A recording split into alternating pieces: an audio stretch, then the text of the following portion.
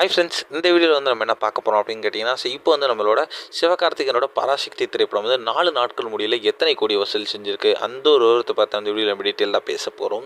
So இப்போ வந்து நம்மளோட சுதா கோங்கரோட இயக்கத்தில் நம்ம சிவகார்த்திகேயன், ரவி மோகன், அதர்வா, ஸ்ரீலீலா இந்த மாதிரி வந்து ஏகப்பட்ட கதாபாத்திரங்கள் நடிப்பில் உருவான திரைப்படம் தான் பராசக்தி. ஸோ இந்த திரைப்படம் வந்து ரொம்ப பெரிய எதிர்பார்ப்பு ரிலீஸ் ஆச்சு. ஏன்னா வந்து ஒரு பெரிய திரைப்படத்தை கூட மோத போகுது அப்படின்றதுனால கண்டிப்பாக எக்ஸ்பெக்டேஷன் வந்து பீக்கில் இருந்துச்சு அப்படின்னு சொல்லலாம்.